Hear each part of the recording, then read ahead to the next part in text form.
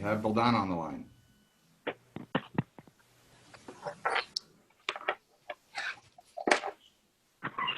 Thought I saw Valdana. Hi, I'm sorry. Oh, there you are. I was just able to get audio. I struggled dialing in. I was getting all kinds of error messages. Is it my turn? Sorry. It is your turn, Valdana. We're on noise monitors, and the first item up is residential portable monitor deployments. Okay, Ryan, can you please show the exhibits? The first one is for 2019 portable monitors. So on the portable monitors, we don't really have an update on the residential deployments. Since the last meeting, we still only have that one pending request from a Chicago resident who requested to put this request on hold. The municipal deployment, the municipal monitor is still in, or it was in Glenview. It was retrieved on May 13th, and we are working on issuing a report. Now, like we did for 2018, we also did a map of, created a map of all the portable noise monitors for that were deployed in 2019. And I'm not seeing that map up on the screen. Ryan, do you have the map?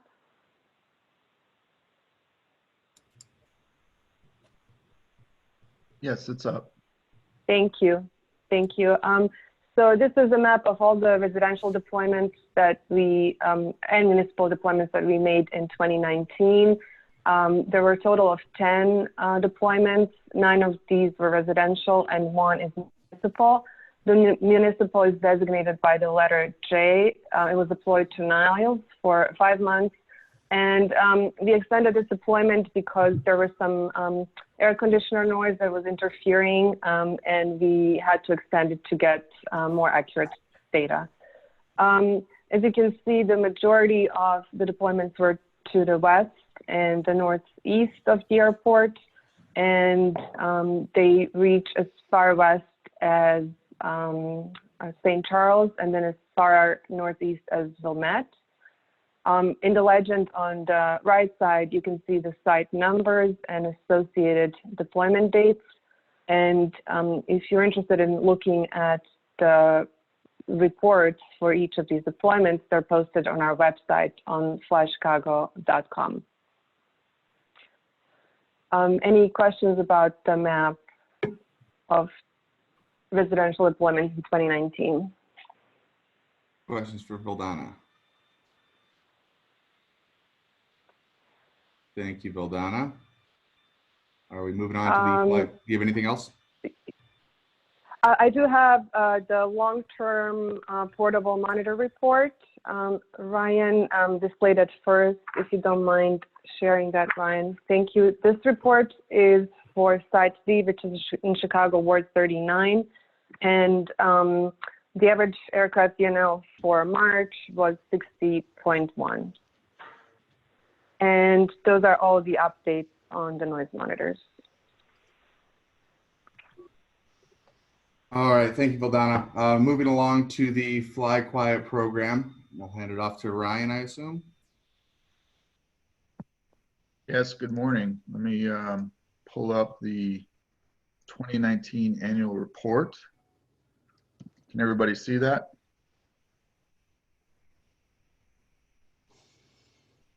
Mm-hmm. Okay.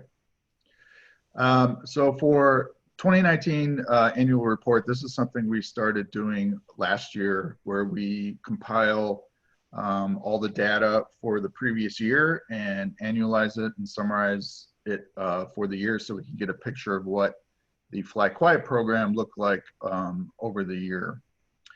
So for 2019, we saw an average start and stop time of 11:10 p.m. and 5:45 a.m., which resulted in an average nightly time in flight quiet mode 6 hours and 35 minutes, and roughly 97 operations on average per night. So all those numbers are pretty typical for what we saw. Typically, it's between 10:45 and 5:45.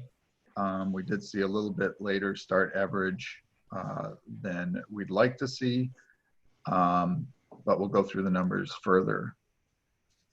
So for departures and arrivals, the most used departure runway was 28 right, which handled 43% of the nighttime departures during 2019, while 28 center was our most used arrival runway, which is a little different than we typically see because 27 left is our primary nighttime arrival runway. We'll go into that more in the runway use reports, but we did have, as you remember, significant construction activities on the North Airfield in relation to the construction of 9 Center, 27 Center, which resulted in multiple nights of closures for 27 left. And when that happened, the airport shifted those arrivals to 28 Center. And then our preferential flight tracks. Preferential flight tracks we measure from the line of where the flight track should be to where the aircraft reached 3,000 feet, how far away they were from that preferential track. And for 2019, we saw less than a half a mile was 85%, so we get a solid B for 2019 for adherence to the preferential flight tracks. And then aircraft between half a mile and a mile was 12%, and then greater than a mile was 3%. So we like to see that number very low, which is good. However, the 85% we like to see a bit higher. When we go into the preferential flight track report, we'll look at that in more detail. Page 4 is our nighttime hourly operations report, which breaks down the average report, or I'm sorry, the average operations during flight quiet mode. We have in red and yellow the arrivals, and green and blue the departures. The arrivals for 2019 are red, and as you can see, when they pick up in the morning hours between 5:45 and 7, where we have to exit flight quiet mode, and the departures on the bottom, you'll see the demand is pretty high until about 10:45, 11, when it drops off and we're able to enter flight quiet mode. Page 5 is our runway use report for nighttime, which is 10 p.m. to 7 a.m. for 2019. The real story here is in the bar chart. You can see departures in green on the left. These are percentage utilization. You can see 28 right was the predominant runway for 2019. And then we had an east flow, or 9 right and 10 left split. And then 22 left also picked up the rest in west flow. And on the arrival side, we were split between 10 center, 27 left, and 28 center. And then we also had a bit variation, small percentages on quite a few of the runways. That was due to our interim flight quiet. And then we look, drill down a little further into flight quiet mode. So this is the runway use report for flight quiet mode for 2019 on page 6. And you can see the percentages for departures get a little bit more spread out. And especially on arrivals, we have 22 right, 4 right, 28 center, 10 center, picking up arrivals that we normally wouldn't see in a typical standard flight quiet mode. Page 7 is our nighttime preferential flight track summary. These are all of the air carriers and the number of arrivals and departures that flew on our preferential departure flight tracks. And we summarize the type of airline being either dedicated cargo or dedicated passenger, the actual number of arrivals and departures, and their average departure deviation from the preferential flight tracks. As you can see on page 1 and page 2, the majority are averaging under half a mile deviation, which is good. We did have a few oranges, but those are small numbers, considering that we're talking about the entire year. So you can see, except for Silkway West Airlines had a few, but the others were very small numbers. Good adherence to our preferential flight tracks. Page 9 is our nighttime departure track report, and these show the actual tracks during nighttime during 2019. We show in that kind of purple color, those are the departure tracks that occurred outside of flight quiet mode. Then we have green operations. Again, we're less than a half a mile, nautical mile from our preferential flight tracks. Orange is a half a mile to a mile, and red is greater than a mile. Most of the runways had very good adherence. The standout is 22 left, and you can see the percentages down here in the table. We did have almost half the percentages were more than half a mile. And as I discussed in the past, that's mainly due to the performance characteristics of aircraft and when they're able to make that turn. And they make the turn when the aircraft is able to, and you can see the dispersion based on the different aircraft types and their performance. So we saw 11,906 departures in flight quiet mode, which was less than half of total departures in 2019 during nighttime. Noise complaint report for nighttime only for 2019. We show all 4 quarters, the households that made complaints in each quarter. I'm not going to really focus on first quarter because, as you remember, that was the time when we transitioned to our new system and reporting method. So we don't have data for the first couple months of the first quarter. So if you look at the second through fourth quarter, you can see that there isn't much change in the number of households that have made complaints. You can see the total on the right side, hovering around 500 households that made complaints in each quarter. So we had 52,000, a little over 52,000 complaints for the year during nighttime made from these households. Then we have method of complaint and nature of complaint. By far the preferred method was website, and the nature was predominantly aircraft noise. Hey, Ryan, on this one, how do we decide which towns we're including? Like, you know, I see several towns in here that don't have any complaints. You know, the first one pops up is Berwyn, my old stomping ground. Yep, good Why question. is Berwyn on there, but Cicero's not? So basically, we've included any communities that have had complaints in the past. And so kind of as a way to track it, anytime we have a community that has made a complaint, we'll add it to the list. But if they don't make any complaints in the time period that we're reporting, then they get the dashes, like Long Grove here. But we have had complaints in the past from Long Grove, and that's why it's included. Also, a lot of these communities are also on the noise complaint report in the monthly A&Ms report that shows all hours. And so a lot of these communities have complaints that are during the day, but may not be at night. Ryan, why isn't there a number of complaints breakdown for the wards in Chicago? Oh, that's a good point. That is an error, and we'll fix that before we post this to the website. Okay.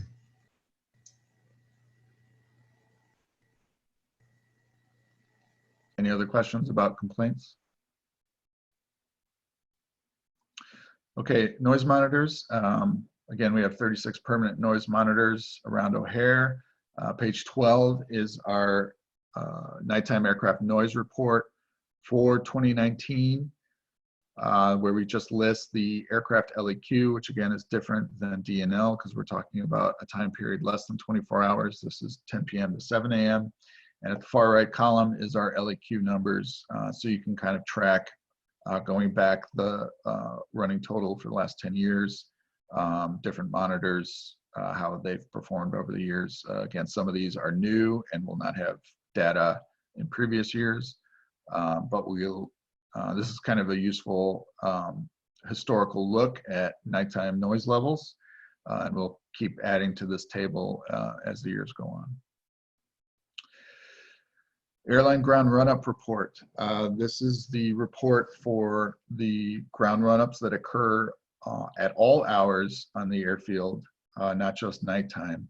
And this report specifically looks at the airlines that are doing ground run-ups and where they're doing them at. You can see we had a total of 1,258 run-ups in 2019, and 93% of those occurred in the GRE, which is really great. So vast majority of the ground run-ups occurred in our ground run-up enclosure, which was moved slightly northeast to this location here shown on the map.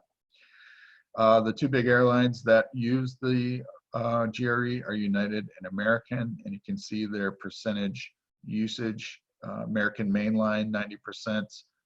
Their subsidiary American Eagle, 100%.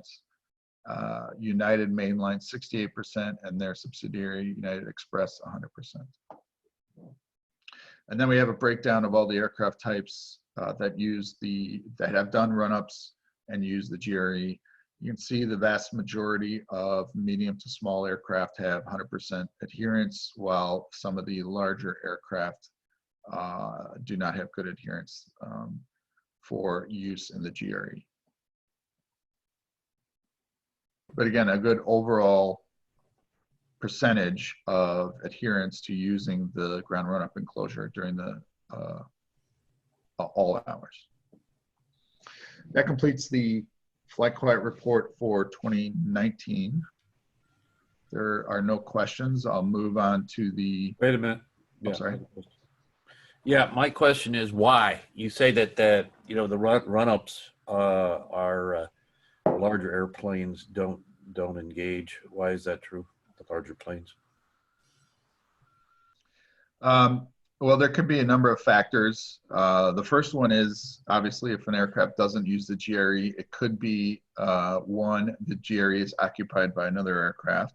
Two, the wind conditions or weather conditions are not conducive to that aircraft type using the GRE at the time. The larger aircraft have larger engines, and they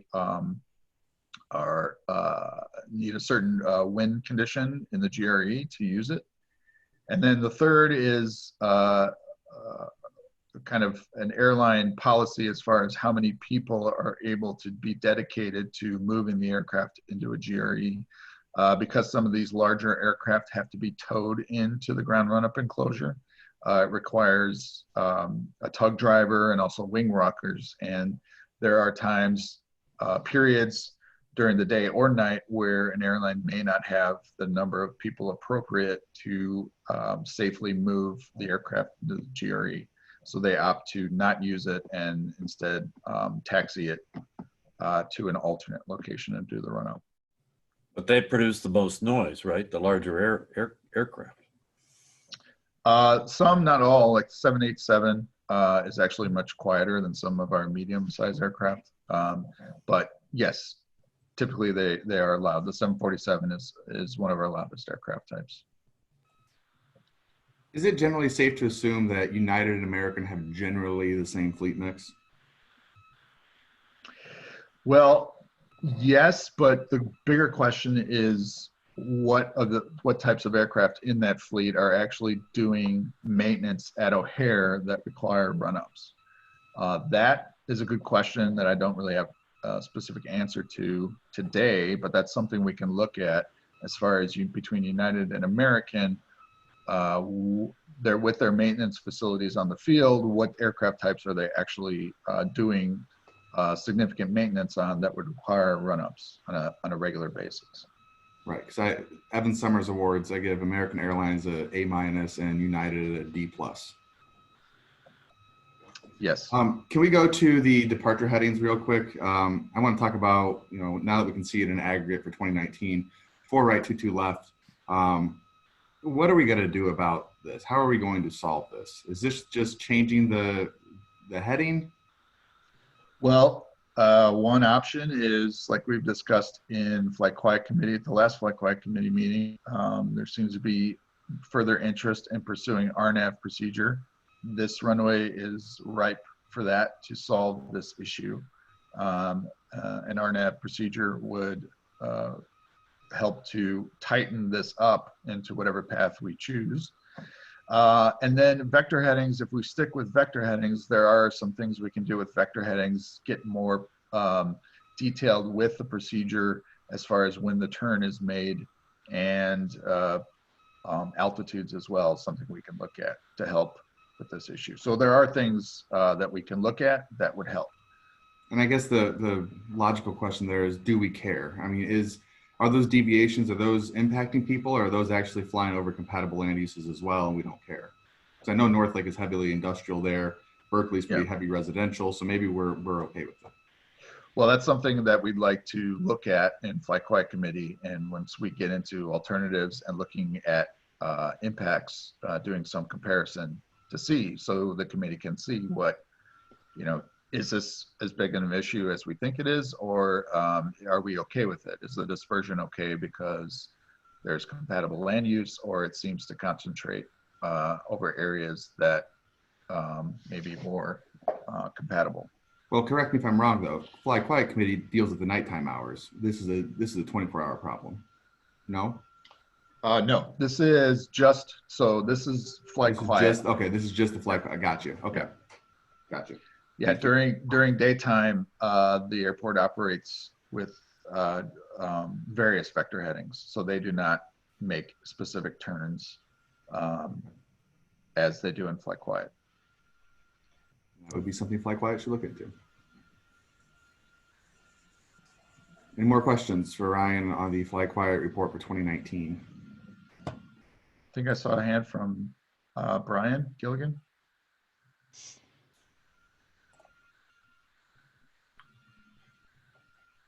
Yeah, in the chat box, Brian asks, where do the larger aircrafts do their run-ups? So if they're not able to do it in the ground run-up enclosure, last year we had a handful of spots, alternate locations. That is something we're going to be updating for this year. So the next tech committee meeting in August, I believe, we're going to have an updated ground run-up procedures and fact sheets, because we have, due to the changes on the airfield, we have new locations for alternate spots for ground run-ups. But in this period, it was 4 left, 2 right, or during the daytime only on the south airfield, there was some 10 right, 2 left. This runway, when we're in West Flow, isn't used, and so they closed the runway and they're able to do some run-ups down here.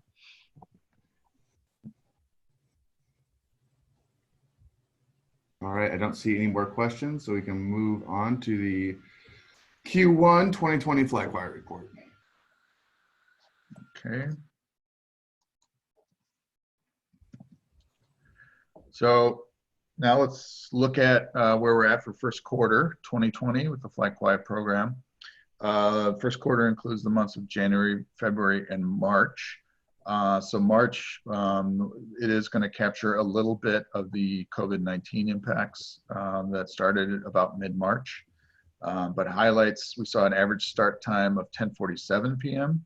And an average stop time of 5:53 a.m. So a little bit later, closer to 6 a.m. than we typically see. Again, with the same amount of operations, close to 100 operations on average during Flight Quiet. For runway use, again, 28 right was the workhorse during the overnight hours, with 50% of the departures during the first quarter. Arrivals, the most used arrival runway was 27 left with 28%, which is what we typically see. And then we have a breakout of the types of carriers, whether it be United, American, or other domestic or international. And you can see the vast majority, close to 50%, is United and American. And then 24% was actually dedicated cargo. So cargo operations do operate quite a bit during the overnight hours, but again, United and American domestic operations are the predominant type of operation. And then our preferential flight tracks, 81% adherence to our preferential flight tracks, a little bit lower than we like to see, and we'll take a look at that at the flight track report. Again, our nighttime hourly operations report for first quarter 2020. Again, the yellow and red on the top is our arrivals, red being the first quarter 2020, yellow being the compared to first quarter 2019. And then on the bottom are the departures, average operations, green 2020, blue 2019. And again, it's clear the demand of departures at nights drive when we're able to enter flight quiet, and the demand of arrivals in the morning drives when we're able to stop. Runway use for first quarter, again, this is nighttime, 10 p.m. to 7 a.m. 53%, 28 right, so predominantly 28 right was used for departures during the first quarter. In west flow, 17% for runway 22 left, and then split between 9 right and 10 left when we're in east flow. But we are predominantly in west flow during the winter months, hence the heavy west flow use.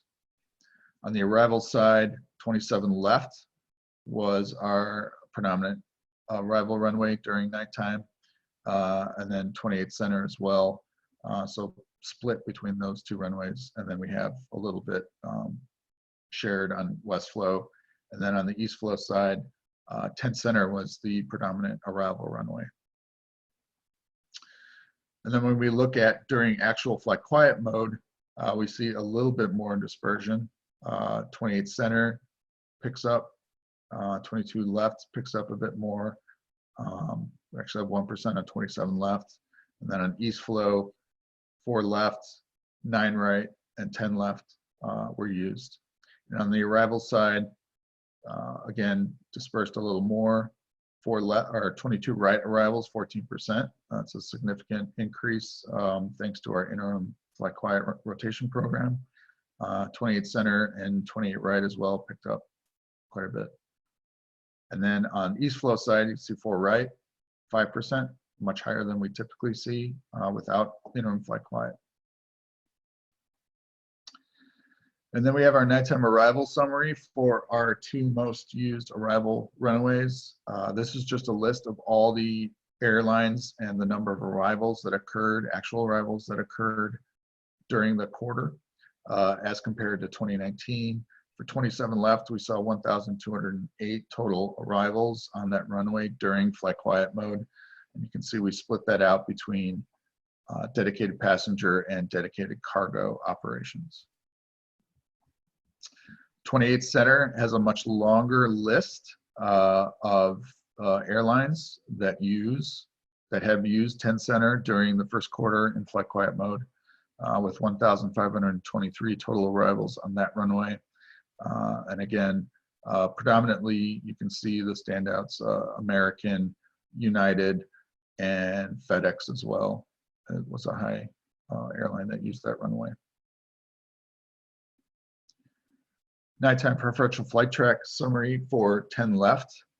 So we do the summary for our 2 most used departure runways. 10 left, we had an average deviation of 0.3, which is good. It's less than a half a mile average nautical mile deviation from our preferential flight track for runway 10 left. We had a few oranges, but again, the numbers are small, so nothing really significant that we saw on 10 left for the quarter. 28 right, our other heavily used departure runway during flight quiet mode, saw 1,172 total departures during flight quiet in the first quarter. Again, less than half a mile deviation average for the quarter, which is good.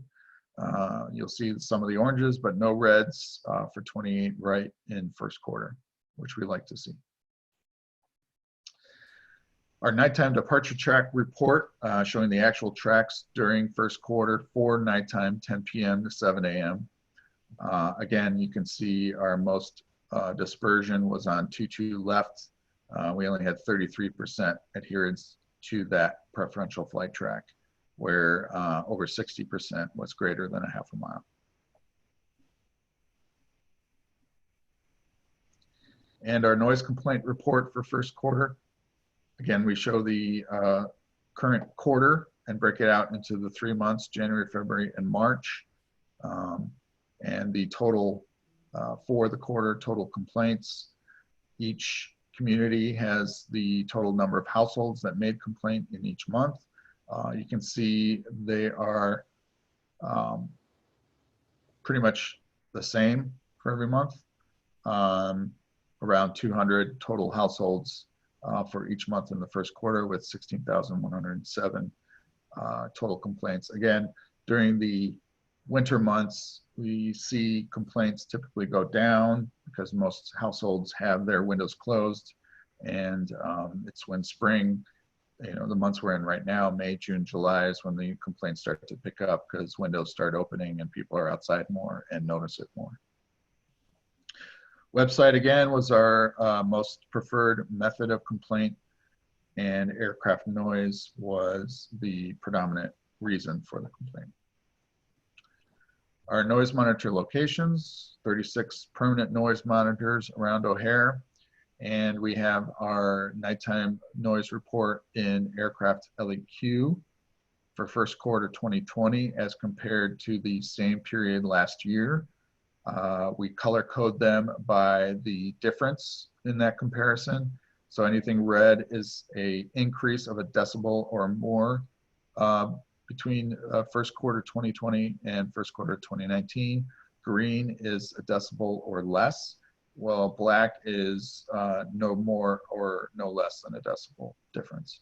See, we had a couple reds, but it's still low levels. Once we get into low level LEQs, it doesn't take much to push those up a bit, but predominantly green and black for first quarter 2020.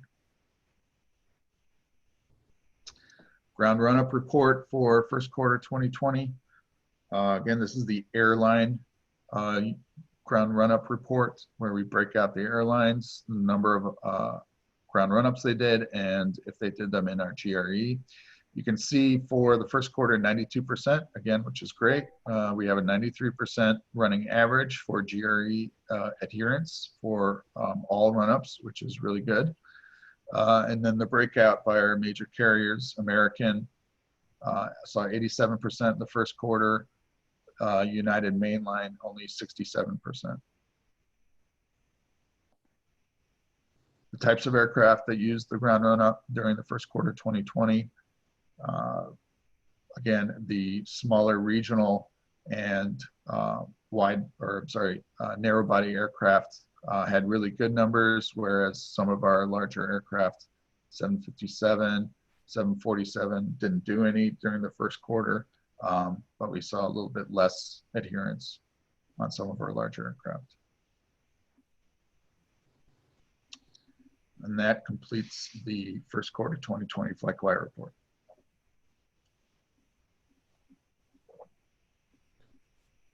All right, we have a question from Brian. How low can an LEQ go? I see rolling meadows below 40 LEQ. That's a good question. How low can an LEQ go? When it comes to aircraft noise, 40s and 30s, once we get into the 30s, I don't think I really see anything in the 20s. That has to be a very, very quiet neighborhood. So some of these, once we get into 30 LEQs, that's pretty quiet at night. But I guess I can't specifically answer you. I'll have to look into that. Like, what is the lowest an LEQ can go? I guess 0, but that would be in like a soundproof room. And do the monitors have a range too? I mean, do they? Yeah. Right. They don't have a specific bottom out where it says but it does have a threshold of what it considers to be an aircraft event, and right. Based on those, and then you average it out, is how we get our numbers. That's a good question. That's something I'll look into. Any other questions for Ryan? All right, the next item, one second. Next item on the agenda is of personal interest to me, and I asked this to be on here, is the COVID-19 pandemic impact and what we're doing, what O'Hare looks like right now. If you drive around the airport, it looks strange.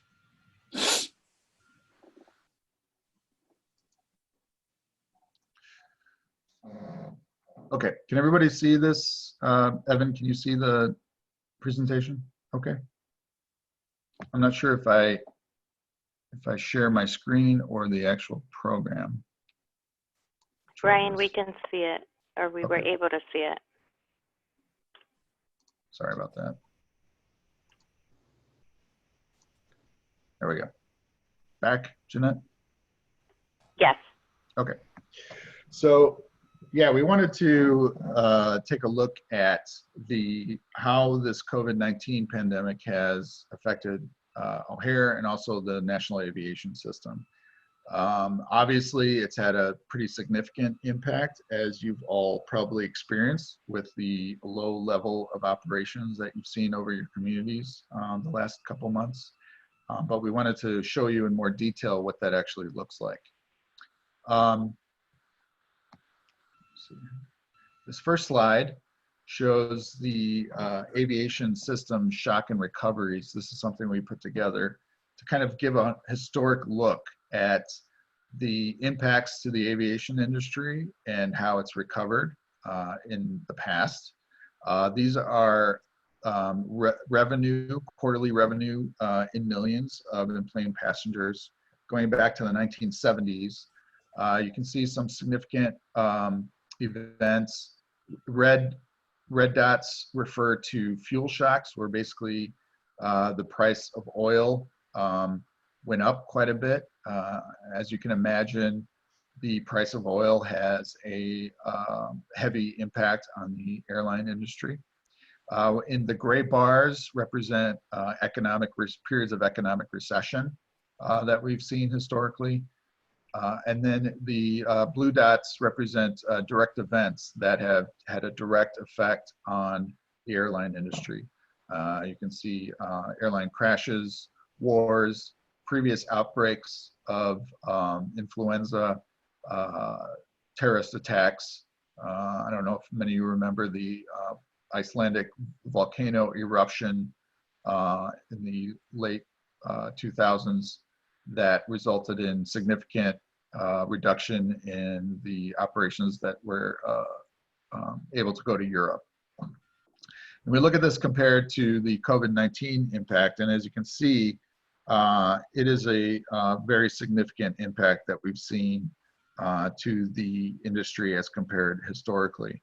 This is something we have not really experienced in the industry, this significant of an impact. You can see that the projection is, the industry will recover, but the question of how long that will take is really one that it's tough to answer at this point. It's not going to be next month when the airline industry comes back. It's probably not going to be this year. It's probably going to be a couple years before we return to the level of demand and operations that we saw before this pandemic. So let's take a look at how this impacted airports in the country specifically. This graph shows the percent of operations in May, this May, compared to where we were in March before the pandemic. And this is based on a peak weekday. As you can see, O'Hare is about 30% of where we were at when before this pandemic started. Midway was about 40%. And then it goes down to LaGuardia down here, which saw the most significant reduction. But pretty much everyone is, 70 to 80% less operations than where we were before the COVID-19 pandemic. Memphis, obviously doing very well. Those of you who don't know, Memphis is a main hub for UPS. So the need for cargo operations is still there right now, and they were not as impacted as other airports in the country. I'm sorry, FedEx, not also FedEx as well in Memphis.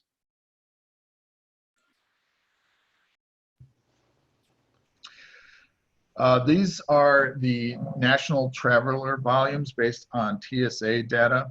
The red line is what we saw in 2019, and the yellow line is what we saw in 2020. And it's a pretty significant drop off in the passenger demand levels as we look at from beginning of March 2020 through mid-May.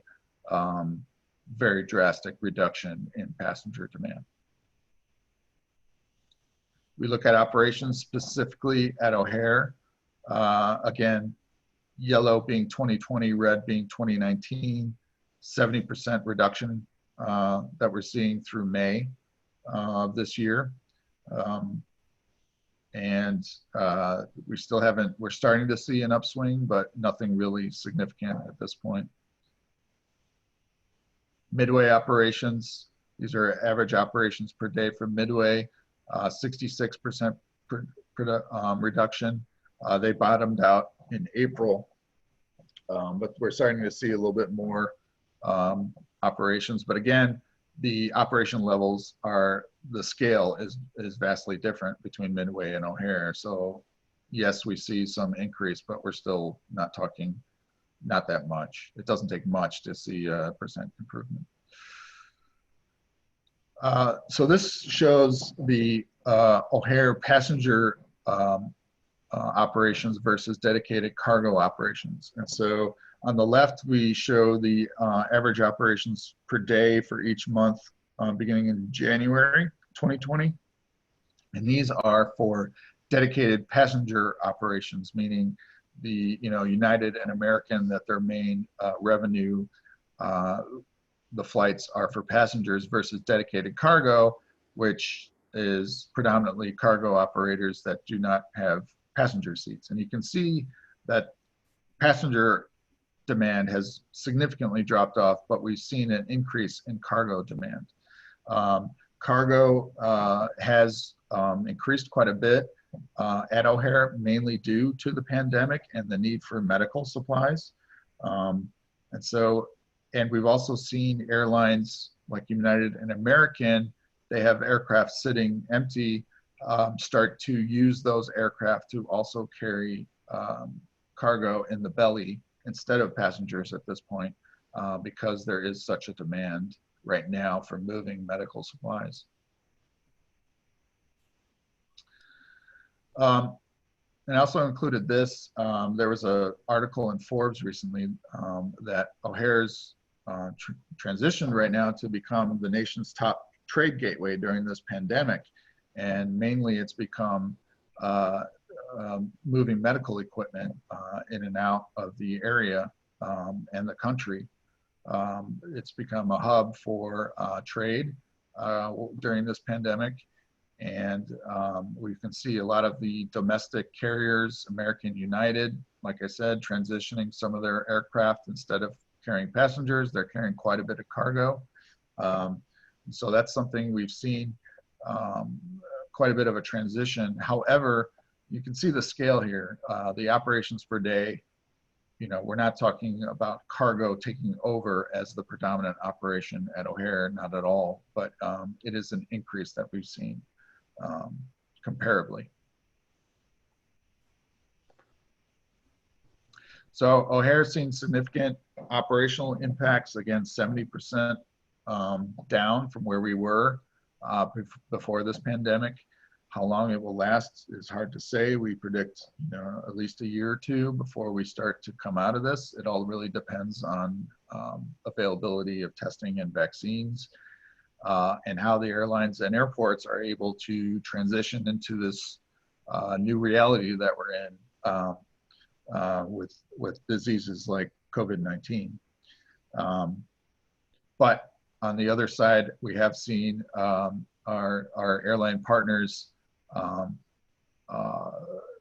kind of evolve into how they can make revenue as best they can during this period, with using their aircraft to temporarily at least move cargo in and out of O'Hare. Thanks, Ryan. That was very informative. as an American, I'm pleased to see that O'Hare is part of the fight and contributing to the solution, hopefully. As a guy who relies on the airport, I think it's terrifying to see these numbers that are coming in. You know, there's two big projects going on at O'Hare right now. One is the OMP and the building out of the North Airfield, and the other is the redesign of the terminals. Can you give any insight on how those will be impacted? I'm assuming the runway expansions and elongations are still going forward as planned, correct? Yes, and Aaron, feel free to chime in, but we are practically done with our airfield construction. 9 Center, 27 Center is the pavement's pretty much all there. We're going to be ready to turn that over to the FAA to do their part in finalizing the construction of that runway this summer. So that runway is ready, almost ready to go and on schedule to open this November. While the extension for Route 9 Ride 27 left, it's fully funded, and all intentions are to continue with that project after the completion of 9 Center, 27 Center. So as far as the runway airfield projects, those are moving forward as they were. As far as the terminal, that's still early to say. We're still in the design and planning stage of the new terminals design at O'Hare. Of course, the airlines have had a significant financial hit because of this pandemic, but both airlines have still committed to working with the city as far as this terminal redesign and still transitioning O'Hare into a more modern airport through its terminals. But as far as timeline and things like that, I can't speak to. Aaron, do you have anything to add? Good morning, everyone. I would piggyback on what Ryan said. We're going to talk in just a minute about what's going on with the OMP. In terms of the terminal plan, yes, Ryan's correct. We're still very much in the planning phase. Lots of work to do behind the scenes. So we're dedicated to doing that. And so we'll see how that goes. Thank you. We've got a couple questions in the comment box from Brian. Have any airlines announced aircraft retirements? I believe Delta will be retiring 777s, if I'm not mistaken.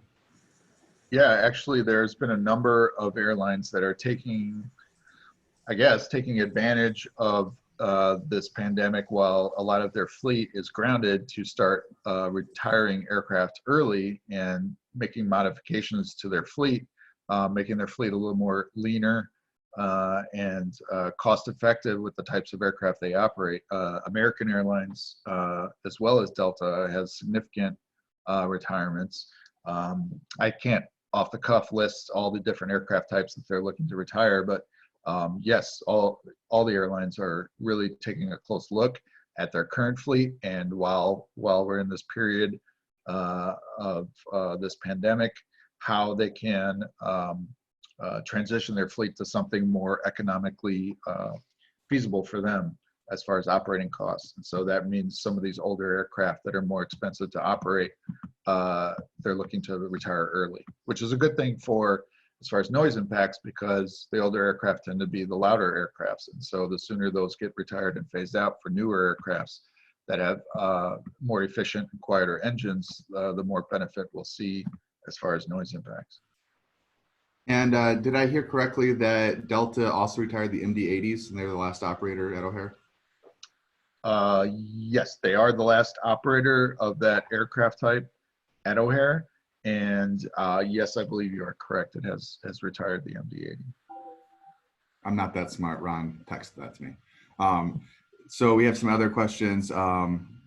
I've received some correspondence from a resident who feels that airplanes have been flying much lower than usual since the COVID-19 outbreak. Has there been any flight changes since the outbreak?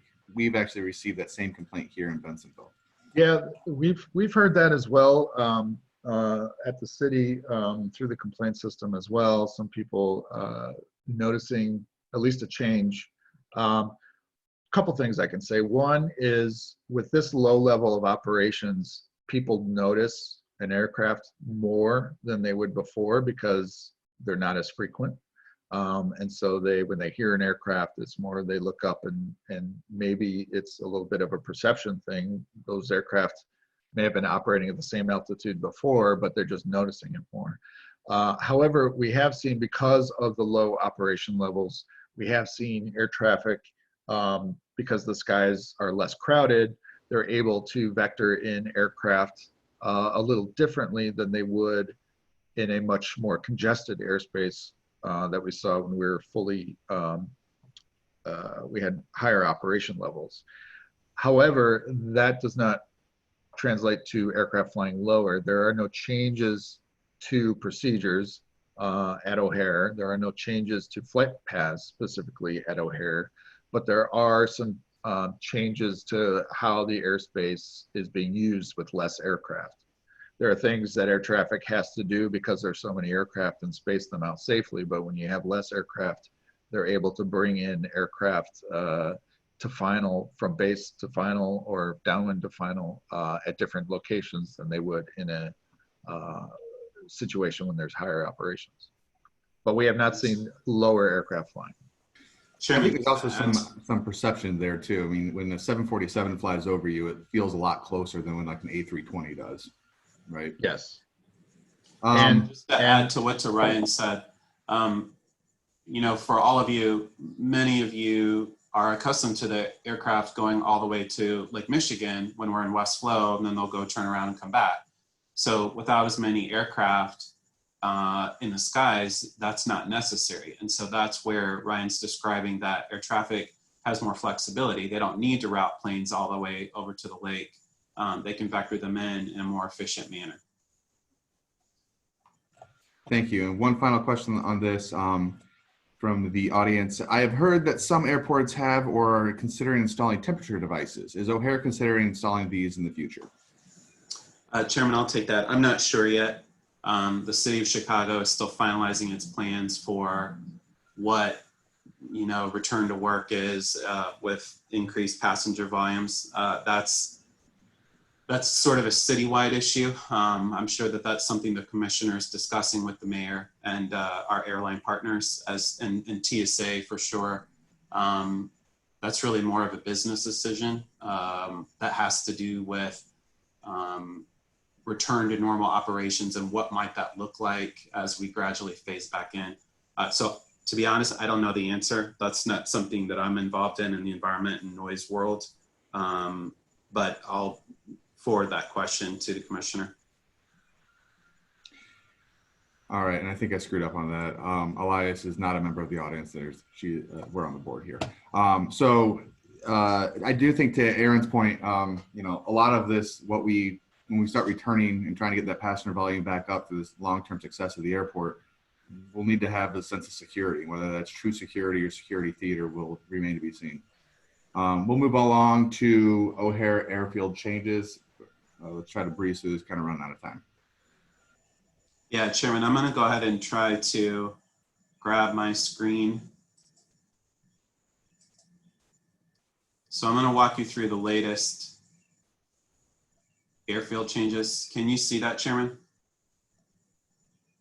Yeah, we can see it, Aaron. Yep. Okay. Yep. So I'm going to zoom in. So everything I want to show you is in the north airfield. So we have a charting cycle on Thursday. As most of you know, the aviation pilot charting cycle happens every 56 days. That's exactly 8 weeks, and it's always on a Thursday.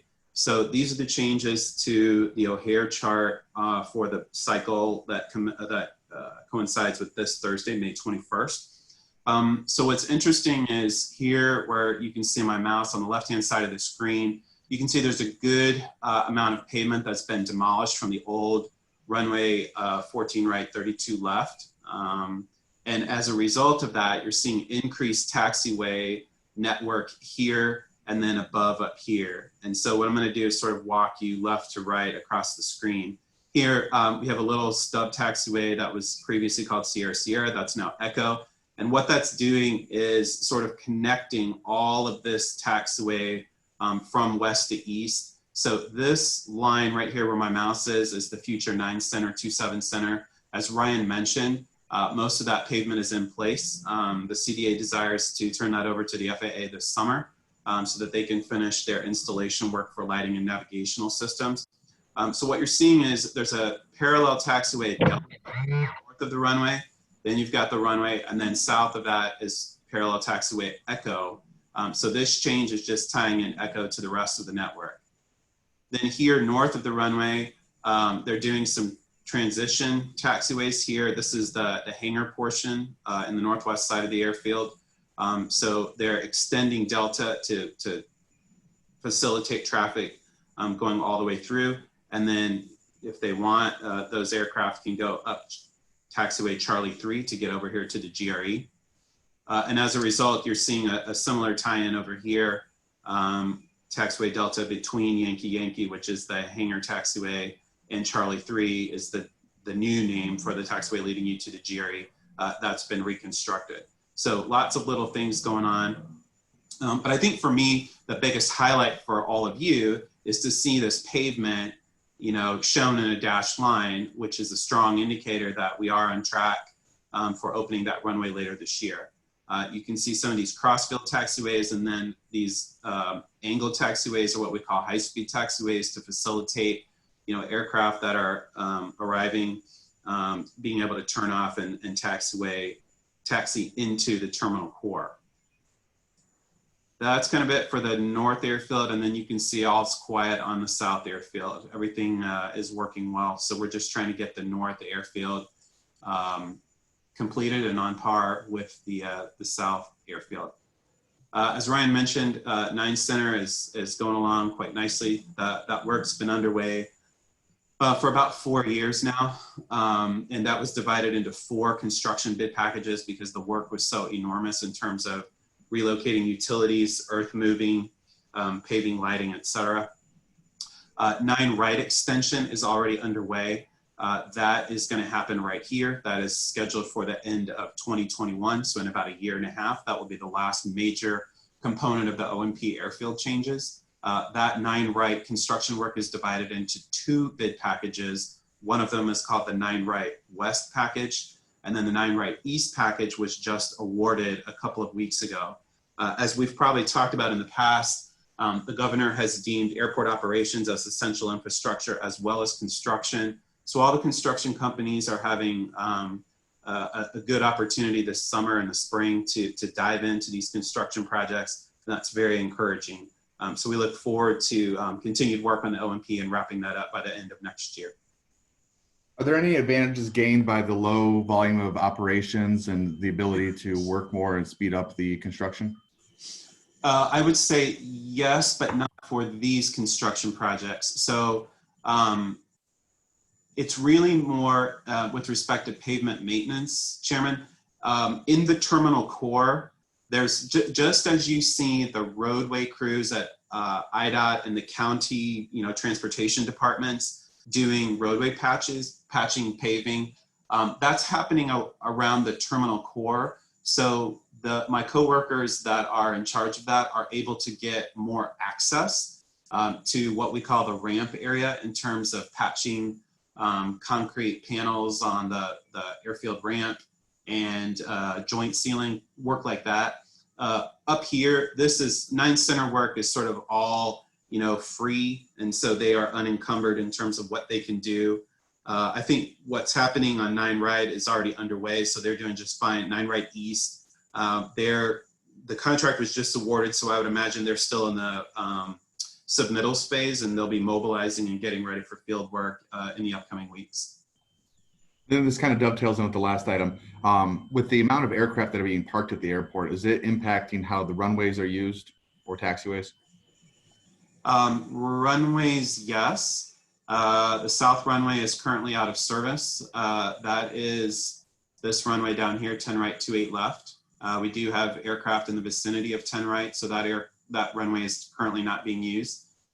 We had some aircraft up on the north side, but 9 left, 27 right was put back in service a couple of weeks ago. So right now, we've got 1, 2, 3 runways open on the north airfield, and we've got 2 runways open on the south airfield. As I mentioned, 10 right, 28 left is still out of service. And then we just started the construction work for 4 right, 22 left this week. That was all planned to coincide with the summer break and the IFQ. So right now we have 5 out of 7 runways operating. Thank you. Does anyone have any questions on O'Hare Airfield changes?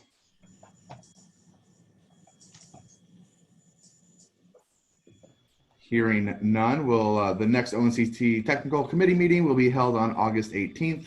Location TBD. I'm not sure if that will be back here on Zoom or in person. Everything changes so quickly. Jeanette, do you have anything on that? No, we'll just keep playing it by ear and update the committee.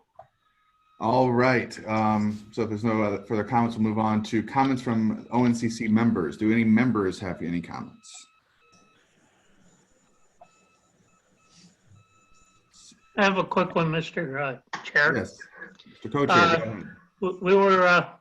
We were discussing things that we have done in the past to reward airlines or tell them we're happy with the good job they're doing. And as well as I looked into things we did in the past to tell airlines we weren't very happy about the way they were flying in our space. After looking, what we've usually done is by the direction of our president, send out a letter, I guess through Jeanette, telling them we're either really pleased or really not pleased. So that's kind of been the way we've handled those matters in the past. I looked like through 12 years of paperwork to come up with that. Thank you for doing that. Yeah, I think when we get back to some sense of normalcy, I think the airlines right now are more concerned about surviving than receiving letters from us. Right, I'd hate to put a damper on their parade right now because they're all in really bad shape. So, yeah. Right, thank you. Thank you, Mr. Co-Chair. Mr. Chair? Frank? Yeah, Frank. Hi, Mr. Chair. Along the line of what Mr. Ryan just said, has the CDA done anything tangible to mitigate the number of, or to get down the number of flights? I notice on the front page or page 2, under fly quiet mode, it said that the FAA considers nighttime hours from 10 p.m. to 7 a.m. and it is the CDA's goal for the fly quiet program to occur for the 9-hour period. It seems to me that the city's like a landlord who just lets their tenant do what they want to do, regardless of the effects on the neighbors or anyone else. Is the CDA willing to take a more active role in reducing these nighttime flights? Again, it could be carrot or stick, but it has to be something. The CDA has done nothing that I can see for the past 6 months of being on this commission to do anything. I mean, we've got very nice reports detailing each and every flight and airline and airplane and everything. And we're full of information, but we lack any action. Is there anything that the CDA is willing to do or has been doing, maybe that's slipped by us here that we haven't noticed? Mr. Frame. Good morning. Frank, I would take issue with that. We're not lacking anything. Like, no, the business of interstate commerce is a matter of the national airspace system. We're not actively seeking to restrict flights. We've talked about many times in the Fly Quiet Committee that the Fly Quiet program has become a demand responsive program. We track it very carefully for all of you. But no, right now we're not having conversations with the airlines about rebanking their schedules and encouraging them to reschedule flights between 10 and 7. No, we're not doing that at this time. We've got other concerns that are front and center at the airport. Well, it seems that the one thing that works at reducing nighttime noise is reducing nighttime flights. And this COVID pandemic has shown us the direct result of fewer flights is a lot less noise. And if the goal of this commission is to make the airport more compatible with its neighbors, then I would think that the airport should do something positive and tangible to become more competitive, rather than just being passive and being dictated to by all the airlines. Understood. That's a good point. The Congress has prevented the airports across the country from making operational restrictions. So that's not something we're pursuing. So yes, we will be happy to have additional conversations with the airlines about their schedules, but that's going to be a conversation in the future. That's not something we're pursuing at the present. Well, if Congress is setting the rules, then we should be having our conversations with the Congress. Sure, you should. Go for it. All right. Any other questions from the members? Any other questions from the audience? I see Mr. Dwyer has his hand up. Mr. Dwyer, the floor is yours. Yes. What is the update on the 5 outstanding permanent monitors? We were promised an update the last 2 meetings, and that has yet to occur. I'll take that first. So we had a lot of items in the planning of this meeting, and I was trying to keep this meeting under an hour, and we've already failed on that. It didn't sound like the CDA had a full and complete report for us, so I was the one that made the decision to kick that off. And we will aim to have that on the next August meeting. In lieu of the August meeting, since we're 6 months away from a runway opening, and these monitors were promised in response to the last runway opening in 2013, I think time is of the essence to see that the city has a plan to get these commissioned before the new runway opens. So I guess my request is, I know Mayor Jurasik is on, could we make this an agenda item at the next executive meeting, since the August meeting is some time away? Yeah, Jeanette, why don't you put that on the agenda for our next executive meeting? And Aaron, we will keep in touch with you and tabs on what's going on there. All right, thank you. And Mr. Dwyer, if FAIR wanted to submit a letter on that, I think that would be could be included with the executive item. Well, we've asked about this since, the last update on this was August of 2018. And I'm giving you an ever opportunity. seems to If you don't happen. want to take it, that's fine. Okay. Any other questions from the audience? Seeing none, do I have a motion to adjourn? I'll make the motion. Second. Motion and a second. All in favor, say aye. Aye. This meeting is adjourned. Thank you. Thanks, Chairman. Bye, everybody. Thank you.